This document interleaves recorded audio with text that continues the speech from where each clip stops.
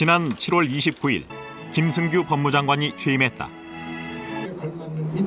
그가 취임 일성으로 밝힌 것은 합리적인 검찰권 행사였다. 받을 수 있도록 열린 대화의 장을 마련해서 각계의 다양한 의견을 수렴함으로써 누구나 수긍할 수 있는 합리적인 방안을 마련해야 할 것입니다. 8월 9일 장관의 첫 기자간담회. 고비철을 둘러싼 기소권 논란에 대해 그는 기소권은 하나로 통일돼야 한다는 입장을 밝혔다. 왜 내 아니면 수사할 수 없다, 나 아니면 기소할 수 없다고 주장을 고집을 해야 합니까? 기소권이야말로 검찰 또 검사의 고유 영역이라고 보니까 우리의 고유 영역을 떼서 남을 준다는데 찬성할 사람은 없을 거예요. 검찰 전체 조직이 한 덩어리로 움직였던 그런 관행 때문에 그런 것을 일순간에 이렇게 놓아버리기는 쉽지 않을 것으로 보입니다. 사회 정의 실현과 인권의 보루라 자임하는 검찰은 막강한 권한을 가지고 있다. 그 핵심은 기소권이다. 과연 이 기소권은 올바로 행사되고 있는가? 그것은 누구를 위한 권력인가?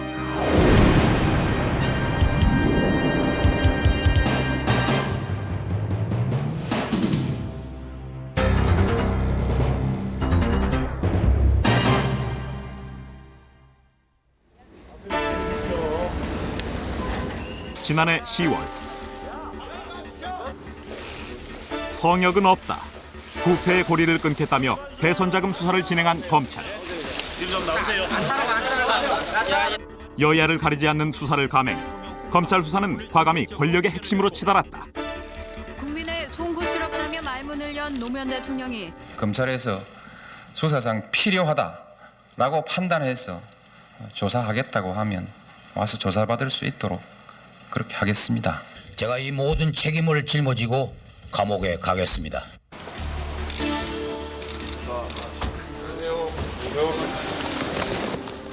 검찰은 정권의 신여라는 과거의 불명예를 벗고 많은 국민들로부터 유례없는 갈채를 받았다.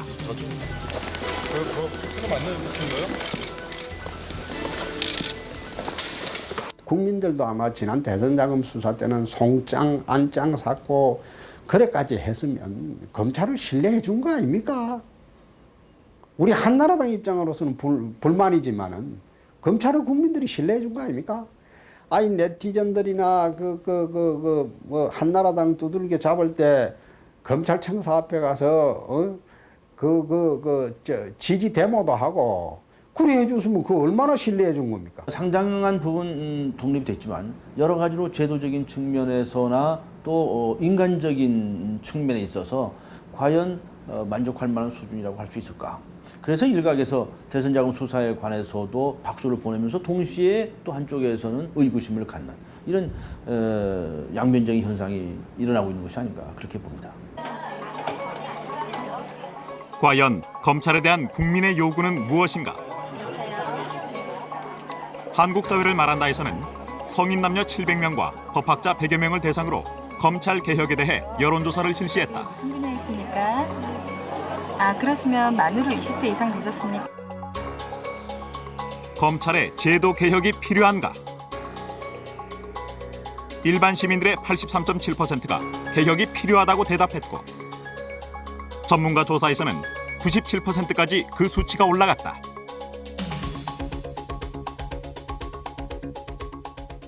누군가를 감시하는 사람은 늘 그 투명성에 대해서 검증받고 감시받아야 되는 거거든요.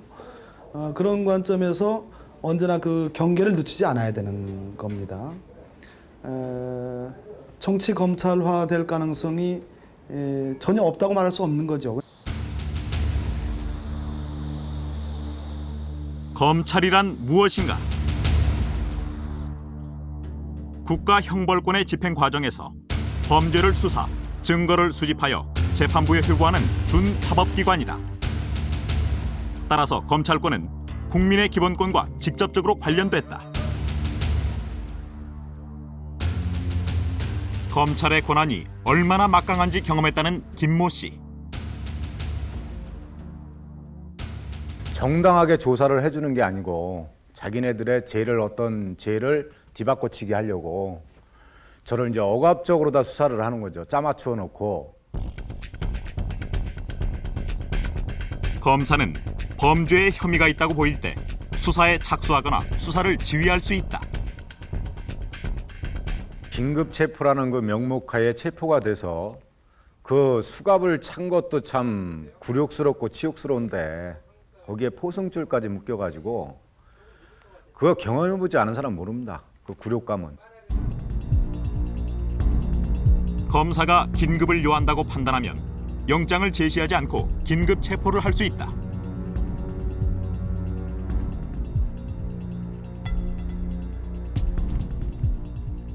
없는 죄도 불게 돼 있습니다. 그 유치장 구치소에 가서 생활을 하다 보면 진짜 없는 죄도 내보내준다 그러면 제가 했습니다라고 하고 저도 그런 심정이 들더라고요. 구속은 법원에 구속영장이 있어야 가능하지만 법원에 영장을 청구할 수 있는 권한은 검사만의 고유 권한이다.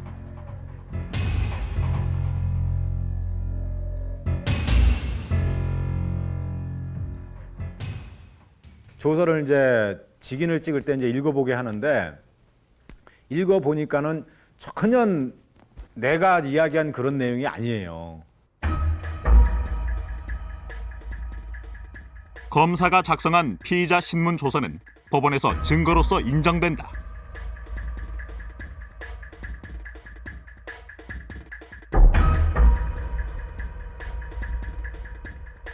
자기네들 조서에 의해서 형량을 조절할 수 있다라는 걸 암시를 해주더라고요, 계장이. 그러니까 자기네들 그 조사 받는 내용에 따라서 네가 살 수도 있고 실효 그러니까 형량을 조절할 수 있다. 기소를 할 것인가 말 것인가. 기소권은 검사의 고유 권한이다.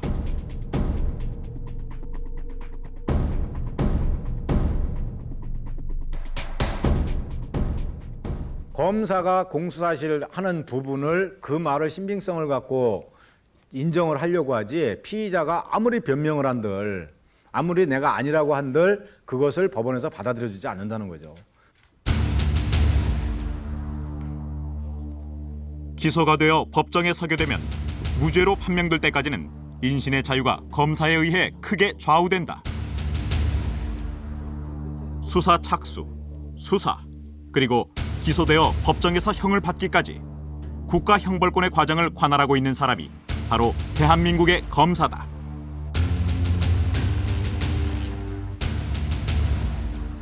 그리고 검사 개인은 각자 국가를 대표해서 국가 형벌권을 행사할 수 있는 하나의 독립기관이다.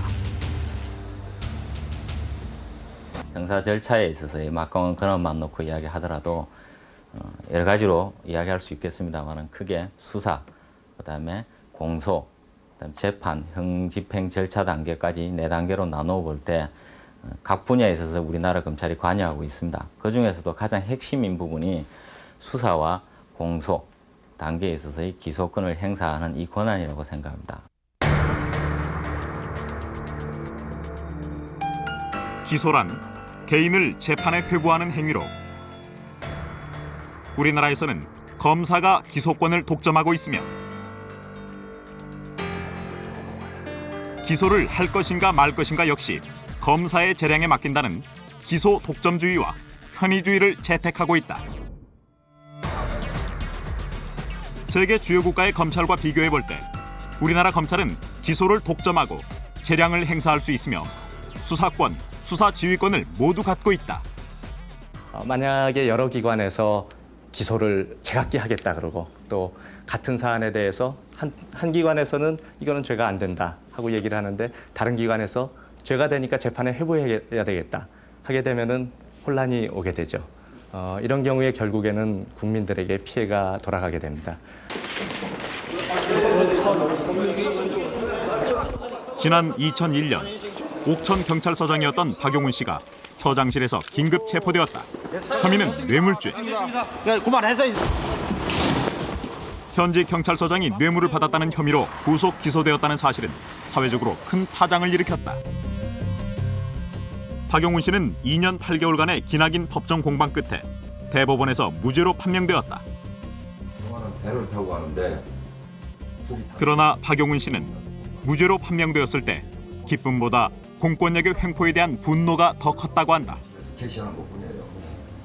언론이 판단한다 해도 그것이 민사 대차 관계를 다 알면서 고의적으로 뇌물수수 관계로 이렇게 꾸며 만드는 걸로 아주 짜맞추기 수사하는 것이 눈에 훤히 보였어요. 그걸 알면서 어떻게 그렇게 할 수 있을까? 수사라는 게 모르고 실수하는 것은 어느 정도 용인이 된다 하더라도 고의적으로 알면서 그렇게 일부러 만들었다. 또 그만한 증거들이 다 그동안 재판 과정에서 잡혔고 드러났고. 박용훈 씨는 무엇 때문에 짜맞추기 수사라고 주장하는 것일까? 당시 대전지검 특수부는 옥천경찰서장인 박용훈 씨를 부하경찰관 구모 경사로부터 뇌물을 받은 혐의로 기소했다. 합의지 경찰관들을 포함한 오락실 단속 업무를 담당하고 있는 경찰관들은 오락실 업주로부터 업소 보비 명목으로 뇌물을 받았고 또 그 돈의 일부가 실제 상급자들에게 전달된 사실이 확인이 됐습니다. 대전 일대의 성인 오락실 업주로부터 뇌물을 받았다는 구경사. 그는 이것을 박용훈 씨에게 상납했고 박용훈 씨는 그 대가로 오락실을 비호했다는 것이 검찰의 기소 사실이다. 그러나 박용훈 씨는 검찰에서 이야기하는 뇌물 2천만 원이 구경사에게 빌려주었다가 돌려받은 돈이고 그 증거로서 통장 거래 내역을 제시했다. 검찰의 자백함으로써 기소에 결정적 역할을 한 구경사. 우리는 어렵게 그를 만났다. 상시적으로 뇌물을 주고 그러면 현찰로 박스로 갖다 주지 제 월급 통장에서 빼다가 딱 갖다 주고 그분은 자기 월급 통장에 입금을 시키는 그런 멍청한 경찰관이었습니까? 일반인도 그렇게 합니다. 박용훈 씨는 결백의 증거로 구경사에게 받은 차용증을 검찰에 제시했다. 차용증 부분은 다 조작된 걸로 우리는 판단한 거죠. 사후에 이게 왜냐하면 수사가 된 후에 우리 박종규가 연행할 때쯤에는 그게 한 4개월, 5개월 정도 뒤에서 연행이 됐는데 그 전에 이미 수사 상황 상당 부분 대부분 다 알고 있었어요, 저쪽에서. 그래서 그거에 맞춰서 만드는 거라고 보고. 검찰 조사 당시 검사가 구경사를 신문할 때의 녹취록이다. 구경사는 뇌물이 아니라고 했지만 검찰은 계속 뇌물이라고 진술하도록 회유를 했다고 한다. 뇌물을 구경사에게 줬다고 검찰이 지목한 오락실 업주 역시 구경사에게 뇌물을 준 사실이 없다고 끝까지 부인했다. 뭐 저희가 이제 오락실 업자로부터 업소 보호비 명목이라든가 뭐 이런 식으로 돈을 줬다고 하던데 돈은 어떤 식으로 줬습니까?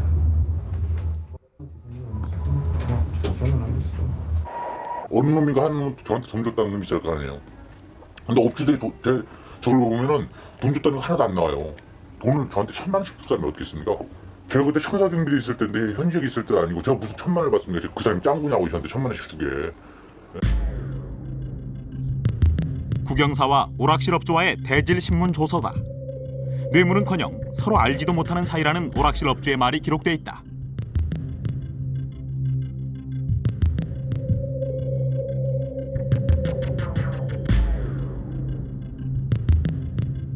자기하고는 전혀 뭐 돈 준 적도 없고 잘 모른다고 지을 수 없더라고요.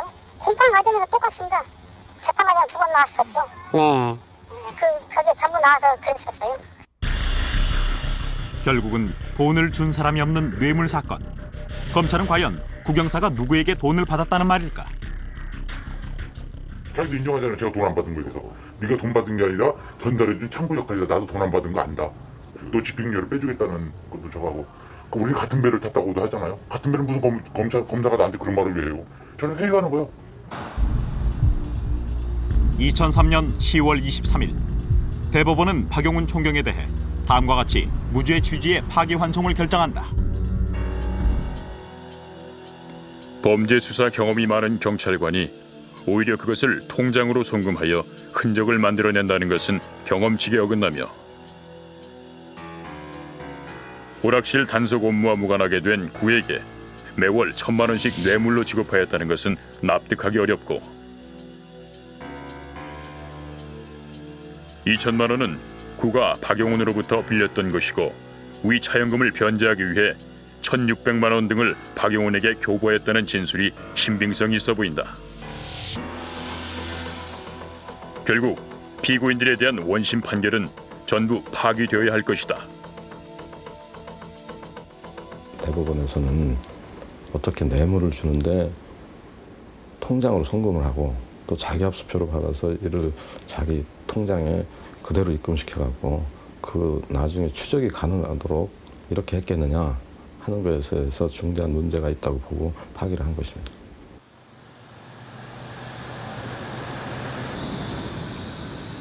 검찰이 무리하게 기소를 강행한 이유는 무엇일까?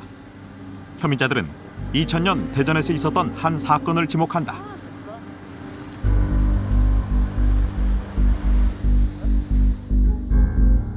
당시 대전 지역에 성인 오락실 수사를 하는 검찰과 경찰이 업자와 유착돼 있다는 소문이 돌기 시작했고 그것이 기사화됐다.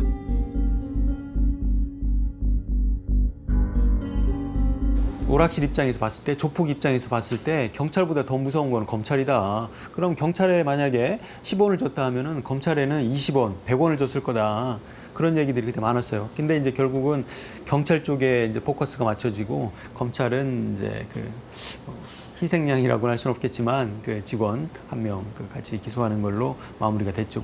검찰 리스트는 제가 오락실을 단속할 때 업주들이 준 장부 있죠. 그 장부를 제가 다 빼왔어요. 장부를 빼다가지고 리스트가 있었어요. 검찰 장부 리스트가 있어요. 검찰하고 우리 경찰 직원들 리스트가 있었는데 게다가 누군가 검찰이 오락실 업소를 비유한다는 글을 인터넷에 올리면서 소문은 확산됐다.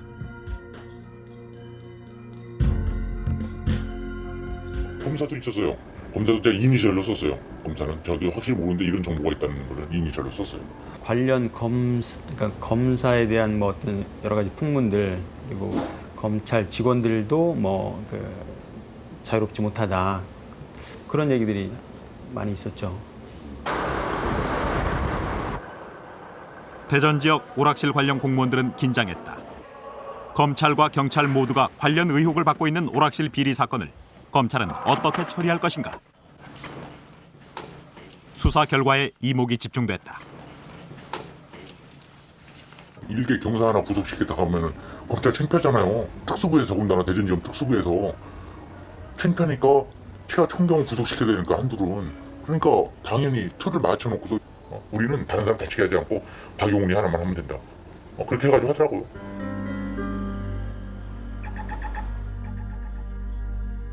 유일하게 구속된 검찰 직원. 그러나 그 역시 대법원에서 무죄로 판명됐다.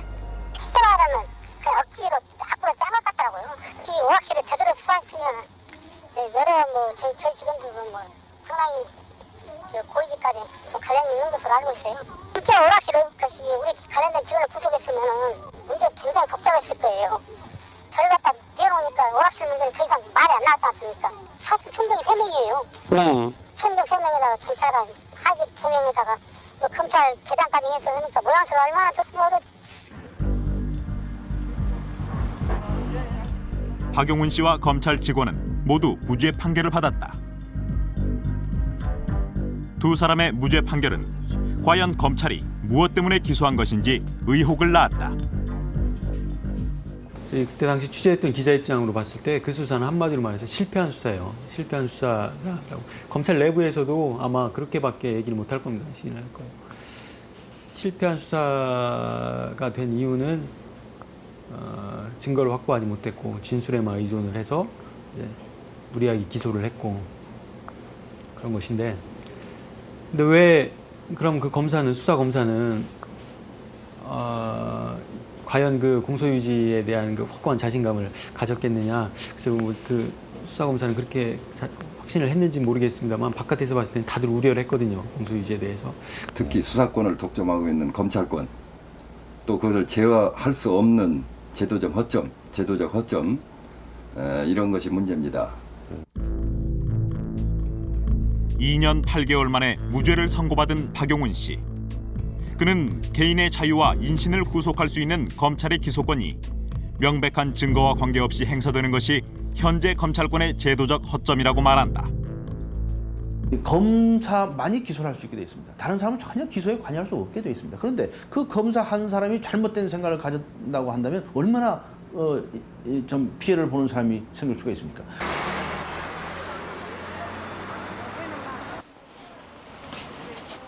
지난 99년 11월 17일 참여연대는 이재용 상무의 변칙 증여와 관련 삼성 SDS 회사를 배임죄로 고소했다.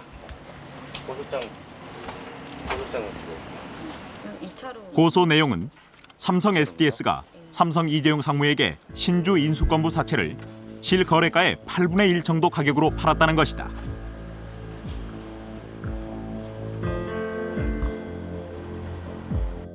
참여연대는 삼성 SDS가 주주들에게 손해를 끼쳤다고 배임죄로 고발했다. 이 발행 가격이 정당한가의 문제가 가장 핵심적인 요인이었는데 그 부분에 대해서 그 SDS 측에서 주장하는 비상장 주식 평가 방법 아주 일반 그 최소한의 수준에서 평가하는 방법이거든요. 그것만 그냥 별다른 피의자 조사도 없이 서면으로만 제출받아서 그것이 정당하다라고만 판결을 했고. 서울지검은 고소한 지 3개월 만에 무혐의 처분을 내렸다. 검찰은 삼성 SDS와 같은 비상장 회사의 주식은 정확한 가격을 책정하기 어려워 기소하지 않는다고 밝혔다. 공정거래위원회가 SDS 주식에 대해서 실거래가가 존재하고 있었다. 비상장 주식이긴 해도 이것을 밝혀냈어요. 그래서 그 실거래가를 기준으로 판단컨대 이재용에 대한 그 저가 발행은 부당 지원이다. 공정위는 삼성 SDS의 주식이 실제로 거래가 됐고 그 가격은 평균 5만 8천 원이라고 밝혀냈다. 그런데 이재용 상무는 7,150원에 샀으므로 부당 지원 행위로 과징금을 부과한 것이다. 참여연대는 삼성 SDS에 이어 삼성 에버랜드, 삼성전자 등 삼성의 변칙 상속에 대해 검찰에 끊임없이 문제를 제기해왔다. 재벌의 상속과 같이 사회적 논란이 되고 파급 효과가 큰 문제일수록 오히려 공정한 법의 적용이 필요하기 때문이라는 것이다. 특히나 어떤 대기업이나 이제 이런 좀 그 경제적으로 좀 이렇게 비중이 큰 그런 역할을 하는 기업과 관련된 수사나 이런 것들에 대해서는 검찰이 수사를 함에 있어서 그 국가적으로 뭐 경제적으로 어떤 영향을 미치느냐 이런 것들도 수사하는데 하나의 고려 요소거든요. 그렇기 때문에 뭐 이 삼성그룹 같은 데에 대해서 어떤 수사를 한다는 거는 뭐 지금 검찰이 상당히 처음부터 좀 소극적일 수밖에 없는 그런 측면이 한계가 있는 것 같아요. 지난해 10월 검찰은 대선 비자금과 관련해서 정치인뿐만 아니라 대선 자금을 제공한 삼성, 현대 등 5대 재벌에 대해 전격적인 수사 의지를 표명했다. 수사 결과는 전 국민이 주목했다. 그러나 검찰은 재벌 총수가 대선 자금에 관여했다는 증거나 혐의를 찾지 못했다고 발표했다.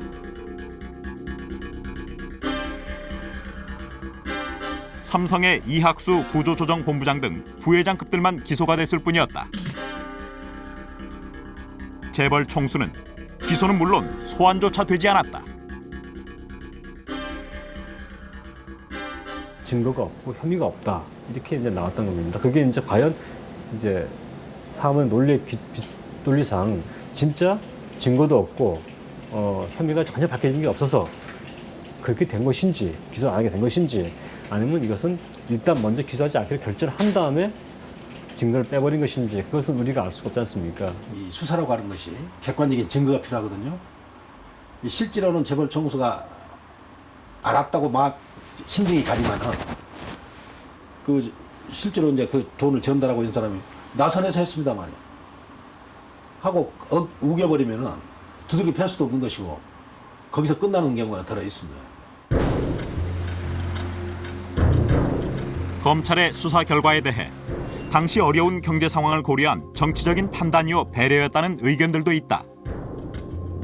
그러나 지난 과거 경제를 고려한다는 명분 아래 검찰의 자의적인 법 집행이 오히려 문제를 누적시켜왔다는 지적이 많다. 기업인들의 비리라든지 또는 그 기업의 어떤 부정 행위라든지 이런 것들을 철저하게 조사를 했을 때에 그러니까 그거로 인해서 뭐 예를 들어 단기적으로는 어떤 부정적인 영향이 있을지 몰라도 또 장기적으로는 매우 긍정적인 그 영향이 있을 수 있거든요.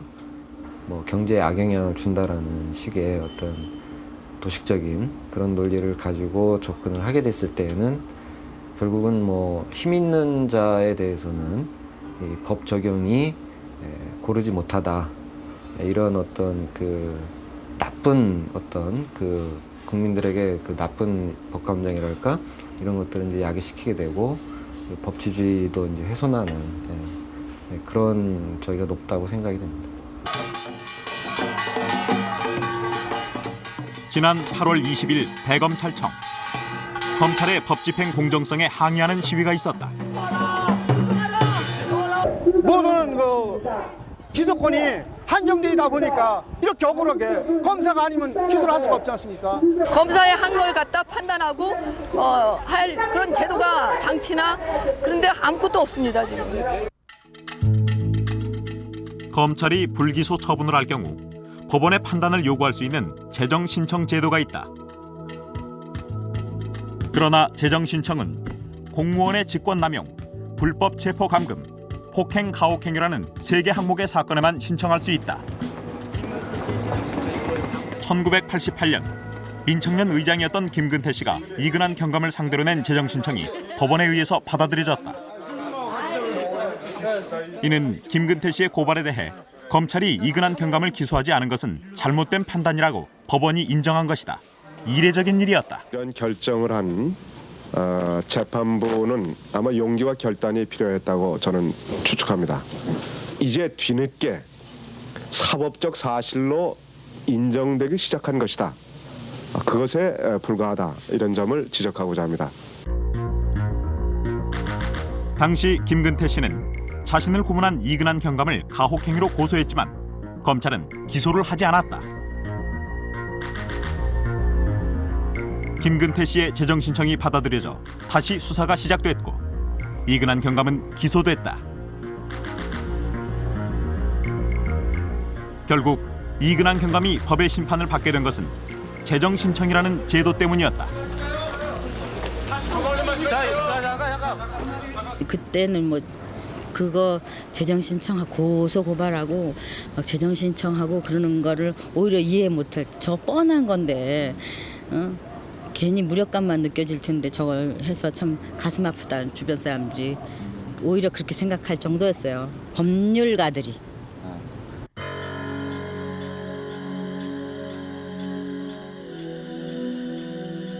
그러나 최근 5년간 재정 신청이 받아들여진 것은 불과 1.7%다.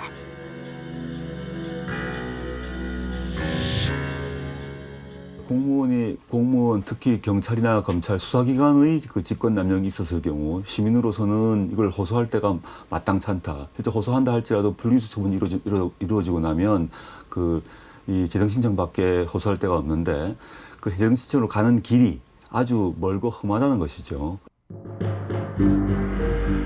검찰에 집중된 기소권과 기소 편의주의는 언제부터 만들어졌을까? 우리나라의 형사소송법의 근간은 식민지 시절 수입된 일본의 형사소송법이다. 검찰에게 기소권을 독점하게 한 일본의 형사소송법은 해방 이후 이승만 정권까지 이어진다. 현재 우리나라 검찰이 가지고 있는 권한, 특히 수사에 있어서의 주재자적인 권한, 또한 공소권에 있어서의 기소 독점주의, 또한 기소 편의주의를 하에서 행사하고 있는 막강한 권한은 현재 원래 일본 패전 이전의 군국주의 시대의 일본 검찰의 권한하고 거의 유사한 형태의 권한을 가지고 있다고 볼 수 있겠습니다. 당시 검찰이 기소권을 독점하는 데 대한 우려가 있었다. 정치권이 표적 수사 등 검찰을 정치 도구화할 수 있다는 것이었다. 이것에 대한 견제 장치가 재정 신청 제도였다. 엄상섭 의원이 만든 재정 신청에는 범죄 유형과 상관없이 모든 사건이 신청 가능했다. 거의 다른 나라에서는 재정신청 제도가 없습니다만은 우리에서는 나라에서는 기소 독점주의와 기소 편의주의가 그것이 정치 도구화하는 것을 막기 위해서 또 사법은 민주화를 위해서 공평하게 처벌을 받기 위해서는 죄 있는 사람을 처벌할 수 있는 길을 열어보자 라고 해서 재정신청 제도를 두었던 겁니다. 7차 개헌은 대통령을 통일 주체. 그런데 유신 정권은 1973년 재정신청의 범위를 공무원의 직권남용 등 3개 범죄로 축소 변질시켰다. 이 공무원 직권 남용과 관련 3가지 범죄의 그 무수한 범죄에 대해서는 검찰이 기소를 하지 않는다 할지라도 범죄의 피해자로서는 억울함을 호소할 수 없는 것이 가장 큰 문제인 것이고, 이게 사실은 저는 유신의 잔재라고 생각하는 것인데요. 유신 이전에는 모든 범죄에 대하여 재정신청이 가능했습니다. 근데 유신 이후로 단 3가지 범죄로만 축소시킴으로써 검찰에게는 아주 큰 혜택을 주었던 것이고, 범죄 피해자에게는 자신의 억울함을 호소할 수 있는 방안을 애초에 봉쇄해버렸다는 큰 문제점을 가지고 있습니다. 광주 학살로 정권의 정통성이 부족했던 전두환 정권은 47명의 검사장을 차관급으로 대거 승진시키는 등 검찰을 정치권에 예속시켰다. 그리고 기소 독점이라는 무소불위의 검찰의 권한을 정치적으로 이용했다. 우리나라 이 적대 정권에서의 정치 검찰은요, 이거 정말 부끄럽게 짝이 없는 일입니다. 이 멀쩡하게 잡혀 들어가야 할 사람이 소위 이 정권과 줄이 있거나 또 정권에서 비호한 탓으로 인해 가지고 풀려나고 말이죠. 또 이 정권의 지시에 의해 가지고 표적 수사를 하고 말이죠.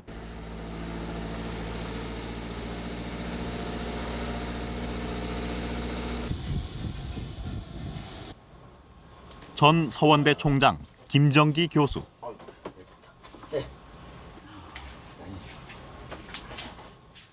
지난 2002년 그는 건설산업법 위반, 배임 등의 혐의로 검찰에 전격 구속됐다. 학생 4분지를 모집하는 그날 제가 수갑을 채웠기 때문에 이게 청주 충북 지역에 거의 저 수갑 채운 사진 도배를 해버렸어요. 우선 사람이 안 보이고요. 창피 수치스럽기도 하고 또 검찰에 대한 그냥 막 증오심이 돋고 막 타더라고 가슴이 진짜 이틀. 검찰의 수사는 서원대 미래창조관 공사에 대한 의혹으로 시작됐다. 김정기 교수가 학교 건물을 신축하면서 친분이 있는 모 건설사와 수의 계약을 하고 그 대가로 뇌물을 받았을 거라는 것이다. 이제 사무처장하고 저하고 돈을 먹지 않았느냐고 계속 추적을 했어요.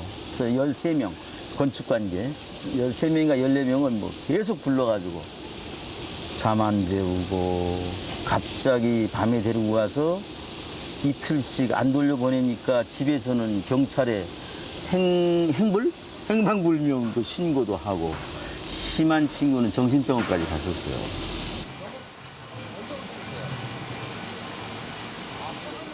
검찰이 문제 삼았던 건물인 미래창조관은 그의 청주시로부터 아름다운 건축물 최우수상을 수상했다. 이 충청북도 또 청주시 포함해가지고 청주에서 관하는 것 같은데요.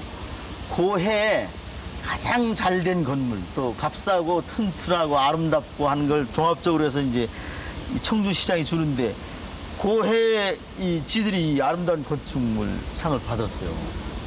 구속됐을 때 얘기를 들으셨어요? 그렇죠. 그러니까 이게 아이러니지. 지난 8월 20일 김 교수의 2심 재판이 열렸다. 재판 결과는 1심과 마찬가지로 무죄. 부패총장이라는 따가운 시선에서 벗어나는 순간이었다. 밝게만 살아왔는데 어두운 측면이 너무 인간을 짓누르고 참 이 명예라는 걸 다시 한번 생각해보고 또 대학교 책임자라는 것이 행동을 좀 조심해야 되겠다는 생각도 한번 해봤는데 글쎄 잘 모르겠어요. 당시 김 교수의 구속은 청주 지역에 큰 반향을 일으켰다. 구속 당시 청주 민예총 등 지역 시민단체들과 지식인들은 김 교수에 대한 표적 수사를 중단하라며 청주지검과 대검찰청 앞에서 시위를 계속했다. 시민단체들은 현직 총장 김 교수를 구속한 것은 의도가 있다고 항의했다. 김정희 총장은 지금 35년을 직장 생활을 했는데 여기 청주에 아파트 32평짜리 하나 있습니다. 그거 6천만 원 합니다. 그리고 단체사장 옆에 자기가 단체를 존경하니까 1,000만 원짜리 집 하나 있습니다. 그래 직사람 재산이 7천만 원입니다. 제일 큰 문제는 의도된 수사라는 것이죠. 보통 일반적으로 표적 수사라는 말을 많이 합니다만 검찰청 자체가 어떤 방향을 미리 정해놓고 행하는 수사였다는 것. 그것이 가장 큰 문제였고. 이들은 검찰 수사가 왜 의도된 것이라고 주장하는 것일까? 2002년 9월 충청 리뷰라는 한 주간신문에 검찰 비판 기사가 실린다. 청주지검이 구속영장을 남발하고 일부 지역 인사들이 검찰에 줄대기하려는 경향이 있다는 내용으로 검찰을 비판한 기사였다. 주말에 그 일선 시군 공무원들을 소환하고 일요일에 우리 윤석열 대표이사를 또 소환하고 그 다음 월요일이 되자마자 민간 기업 광고주들을 소환하기 시작했거든요. 그러니까 저희들로서는 뭐 일시에 그냥 밀어닥친 뭐 태풍 같은 상황이었고 그렇게 해서 뭐 업무 자체가 정상적으로 도저히 이루어질 수 없는 상황이었죠. 그리고 바로 이제 철야 농성에 저희들은 돌입을 했고. 이어 충청 리뷰의 발행인이자 건설회사 사장인 윤 사장 역시 전격 구속됐다. 검찰은 윤 사장이 서원대 진입로 공사를 맡았고 그와 관련해 하청업체로부터 받은 뇌물의 일부를 김정기 교수에게 주었다는 것이다. 그러니까 충청 리뷰라고 하는 주간지를 조사하다가 큰 게 안 나오니까 우리 학교 쪽으로 옮겨가면서 신문사 발행인 윤 사장이 나한테 돈을 주고 또 LG 사장이 또 틀려 돈을 줬을 거다라고 하는 그 예단을 했죠. 확실히 예단을 해가지고 돈을 먹었다. 횡령했으리라는 예단을 갖고 이 사건에 덤벼들었던 것 같아요. 김 교수는 포승줄에 묶여 조사받을 때의 모멸감보다 제자들의 슬픈 표정에 더 가슴 아팠다고 한다. 비록 무죄를 선고받긴 했지만 평생을 통해 쌓아왔던 학자로서의 명예가 하루아침에 무너지게 된 것은 그 어떤 것으로도 치유될 수 없는 상처라고 한다. 의사가 실수하면은 그 인정을 요새는 많이 이제 하는 쪽으로 가지 않습니까? 그래서 검사도 무오류성의 끝까지 가거든요. 검찰은 오류를 범하지 않는다는데 그거 고쳐야만 저는 검찰의 진정한 개혁으로 가지 않을까 싶어가지고 저는 검찰도 자기 잘못을 인정하는 게 순진한 개혁, 아니 순진하기보다도 정직한 개혁의 첫발이라고 보거든요. 우리나라 법학자들은 검찰이 기소를 독점하고 있는 것에 대해 어떻게 생각하고 있을까? 조사 결과 법학자의 53%가 기소 독점이 폐지돼야 하고 기소 여부가 검사 재량에 맡겨져 있는 기소 편의주의에 대해서는 86%가 제한해야 한다고 답했다. 현재 기소 독점주의를 이제 없애야 된다는 얘기인데 그 말은 방안으로서 고비처 같은 새로운 권력을 만들자는 안과 또 한편으로는 기소 독점주의를 폐지를 하되 기존 같은 검찰이 독점하고 있는 게 아니라 시민이 참여하는 그런 제도를 만들자라는 두 가지가 동시에 있기 때문에 이런 퍼센트가 나온다고 저는 이해하고 있습니다. 세계 대부분의 나라에서도 기소권은 검찰에게 주어져 있다. 그러나 그것이 정치적으로 악용되거나 남용되지 않도록 하는 견제 장치들이 마련돼 있다. 연방국가인 미국의 사법제도는 배심제가 근간이다. 배심제는 대배심과 소배심으로 나눠지는데 소배심은 시민들이 재판에 참여해 죄의 유무를 결정하는 것이고 대배심은 시민들이 기소 여부를 결정하는 것이다. 연방 범죄의 경우나 1년 이상의 징역형일 경우 기소 여부를 일반 시민들로 이루어진 배심원들이 결정하는 것이다. They are the more serious crimes than one you would expect, such as murder, rape, robbery, burglary. They also include larcenies, which would also involve thefts of automobiles based on the value, things of that nature. These felony crimes are the ones that must, under the laws of the state of New York, be placed before a grand jury if they are to proceed in Supreme Court. and if the DA is intending to prosecute that case as a felony.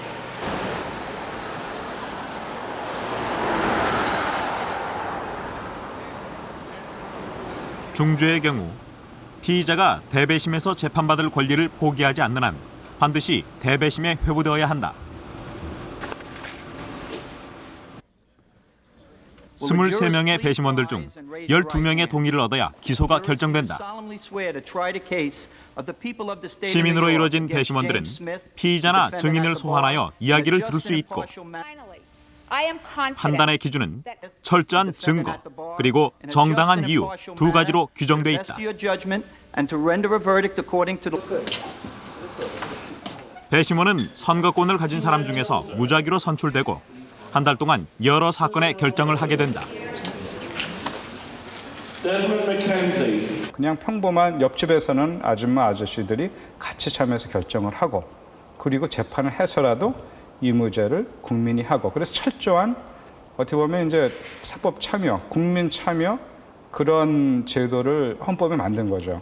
물론 지금은 당연한 일이에요. 한 200년 정도를 했으니까. 하지만 200년 전에 이런 것을 명문했다는 것은 정말 혁명적이죠. 식민지 국민으로서 영국의 공권력에 많은 탄압을 받았던 미국인들은 200년 전 국가를 건설하면서 공권력이 아닌 일반 시민들의 판단과 결정에 의해 재판에 회부되게 하는 대배심을 헌법에 명문화시켰다. 미국 헌법 제5조에 기재되어 있는 대배심 제도는 200년 미국 역사와 함께 해온 역사적 산물이다. I'm not the first one to say that democracy is a messy affair, but I can't think of a system that would be more reflective of the population. I think people complain about going, and so do I. Perhaps there should be a better orientation, but I can't think of what kind of a system would better replace it. Leaving it to, quote, professionals would not give the public a voice. So I think it's the best thing that we've come up with so far. 미국인들이 대배심의 성과로 대표적으로 꼽는 것은 루인스키 사건. 루인스키라는 한 여성이 자신을 성희롱한 주범으로 지목한 사람은 빌 클린턴, 바로 미국의 대통령이었다. 결국 클린턴은 대배심에 회부되어 성희롱 사건에 대해 증언을 해야 했으며 이때 위증을 범해 결국 탄핵까지 받게 된다. 우리가 생각했을 때, 야, 뭐 거짓말을 할 수도 있을 텐데 사실은 비근한 예로 최근에 뭐 어떤 분은 이제 헌법재판소 재판을 할 때 뭐 증언을 거부하기도 하고 또 때로는 거짓말을 말을 바꾸기도 하고 그래서 우리나라 틀 안에서 이제 벌금이 몇십만 원 정도 나오는 거라 그렇지만 미국에서는 그것 때문에 사실 탄핵을 나중에 소추가 됐고 그 다음에 결국은 클린턴 대통령이 아칸사주 그 변호사 자격증을 박탈당하는 일까지 생겼거든요. 그런 면에서 봤을 때, 야, 이게 참 국민의 심이 무섭다. 그리고 그렇게 정도 되면 국민을 존중을 하게 되는 거죠. 법은 상식적인 차원에서 집행돼야 한다고 믿는 미국인들. 그들은 대배심을 통해 기소의 여부를 결정하고 그 경험을 통해서 절차의 민주주의를 배우고 있다.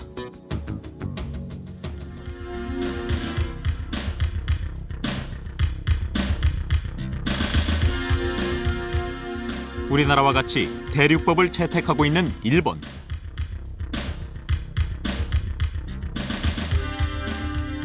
기소권을 독점하고 있고 기소 여부를 재량으로 결정할 수 있는 일본의 검찰 동경특수부는 많은 일본인들에게 신뢰를 받고 있다. 그러나 검찰의 불기소 처분이 공정했는지 일반 시민들이 사후에 심사하는 검찰 심사회를 운영, 검찰의 권력 남용을 견제하고 있다.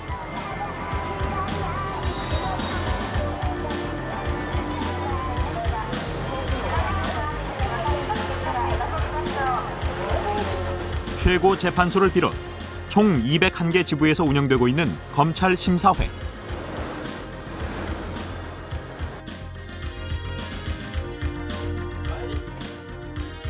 총 11명의 일반 시민으로 구성된 심사위원들은 검찰의 불기소 처분이 부당하다고 범죄의 피해자가 요구한 사건뿐만 아니라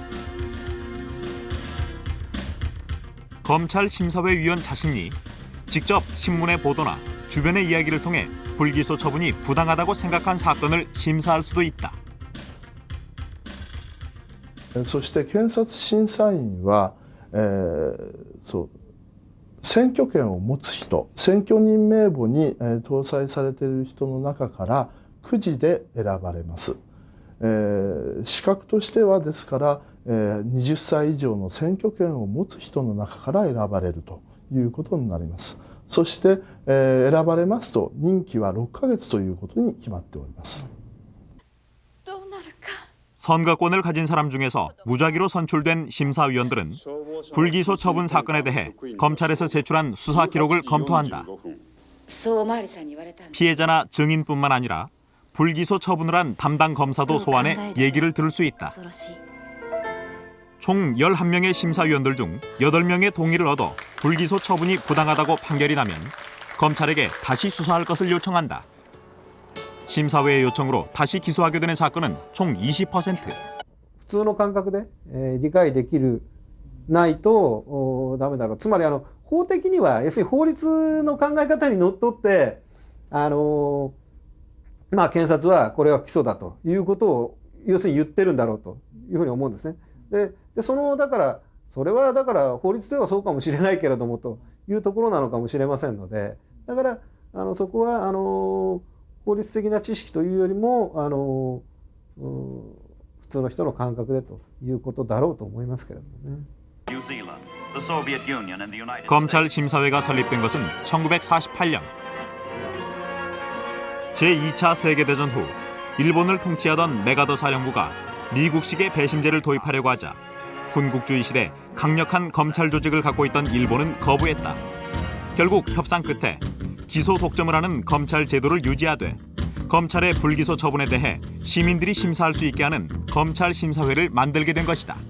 메가더 사령부도 마찬가지로 일본의 기존의 검찰이 독점해서 행사하던 기소권을 시민들이 참여해서 그 기소 여부를 결정하는 제도를 도입할 필요가 있다라는 그런 문제의식을 가지고 그런 방향의 개혁을 추진했습니다. 그런데 최초에는 말 그대로 기소할 건지 여부, 기소권 자체를 특히 중요한 범죄에 대해서는 시민들이 모여서 결정하는 이런 제도를 도입하려고 했습니다만은 결국 보수 세력들이 그 전체 도입에는 부정적인 영향을 보였고 그러다 보니까 절충적으로 도입됐던 게 기소 자체를 결정하는 건 아니지만은 기소권에 대해서 통제 장치로서 시민들의 의사가 흔히 민의가 반영될 수 있는 그런 제도로서 도입하게 된 것이 지금 검찰 심사회 제도입니다.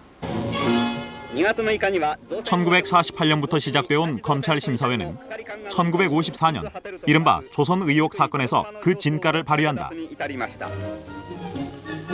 조선업계의 국가 보조금을 둘러싸고 정계 수뇌부와 재계가 조선업계로부터 뇌물을 받은 조선 의혹 사건.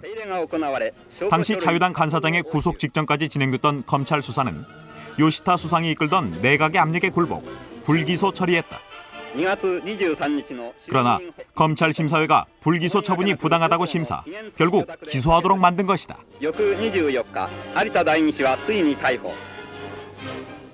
検察の不起訴処分に対する不服の申し立てについて審議しますから、当然それは検察に対するなんて言うんでしょうかね、圧力とは言いませんけれども、一定の力を持ってるんだろうと。当然差し戻しで起訴ということにもなりますから、これは牽制することになると思うんですよね。 심사회의 결정이 기소를 하게끔 강제력을 갖는 것은 아니다.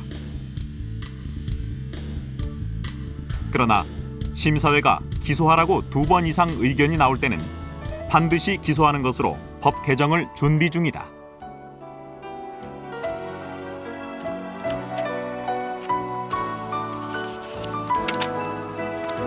検察のような機関が出す処分についてやっぱりチェックするような仕組みっていうのは必要だと思いますし、これ裁判制度もそうだし警察についてもそういったものが必要だと思います。そういった機会としてですね、選ばれたとしても、お邪魔する。もし選ばれれば積極的に関わりたいと思います。 우리나라에서도 최근 들어 검찰 기소권을 견제해야 한다는 요구가 높다. 설문조사에 의하면 기소 과정에 시민이 참여하는 것에 대해 일반 국민 65.7%가 찬성을 했다. 기소권 견제 장치로 법학자들은 첫 번째로 재정 신청 확대를 꼽았다.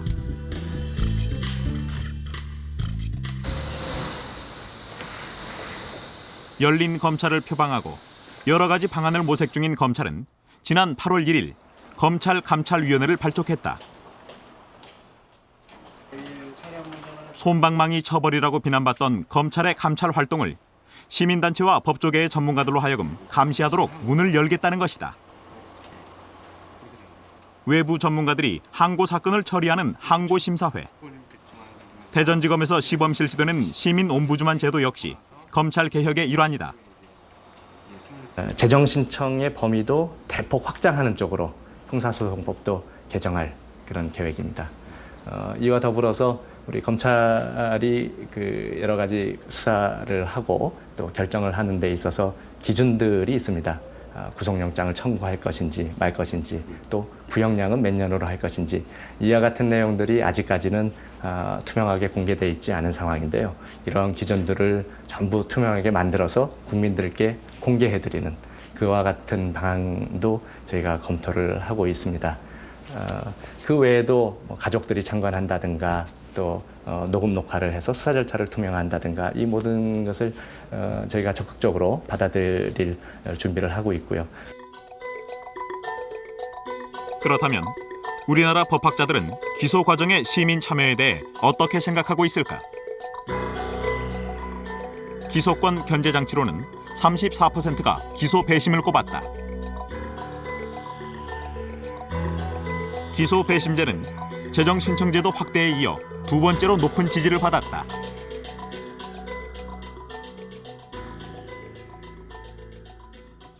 현재 재판에 있어서도 배심제가 도입되고 있는 것이거든요. 그러니까 재판 경우도 지금 배심 또는 참심, 즉 재판에 대한 시민 참여가 이제 돼야 된다라고 사법개혁위원회가 얘기한 만큼 그 기소 단계에서도 뭐 시민 참여가 필요하다는 것은 당연한 것이고 법적으로도 충분히 가능한 논의다라고 보입니다. 지난 8월 26일 서울중앙지법 민사대법정에서 대한민국 사법 역사상 최초로 배심제가 열렸다. 사법개혁위원회가 시민의 사법 참여 방안을 모색하기 위해 열린 모의 배심이었다. 사법 권력의 절대성과 오심의 가능성을 줄이기 위해 미국식의 배심제와 독일식의 참심제로 나눠 실시됐다. 사후적 통제보다는 사전적 통제가 더 타당하고 그런 의미에서 기소 배심이 더 중요하다. 즉 이미 기소 또는 불기소를 하고 난 뒤에 개입하는 것보다는 맨 처음에 기소 불기소를 판단하는 데 있어서 시민이 참여하는 것이 보다 효과적이고 또 기소권에 대한 공정성, 기소권의 투명성을 보장하는 데 더 적절한 방안이 아닌가라고 생각하고 있습니다. 변화가 요구되는 시대. 사법부는 시민 참여의 문을 열기 시작했다. 그러나 검찰의 벽은 여전히 높다.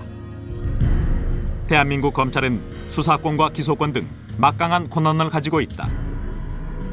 대선자금 수사에서 검찰은 새로운 가능성을 보여줬지만 국민들은 검찰이 과연 인권의 보루인가에 대한 의문을 가지고 있다. 검찰만 기소권을 갖고 있느냐 또는 뭐 고비처에서 뭐 나누냐 그건 어떻게 보면 권력기관이 서로 나눠가는 거기 때문에 그것이 또 누가 또 정권을 잡고 그런 거에 대해서 또 영향을 받게 되거든요.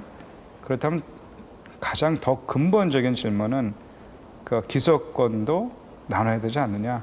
국민이 그걸 참여를 해서 누가 되든 검찰이 누가 되든 또 대통령이 누가 되든 그것을 견제하고 기본 권리를 우리 헌법에도 기본 정말 권력이 국민에서 나온다 했으니까 권력을 줘야죠. 또 국민은 그것을 요구할 수 있는 권한이 있습니다.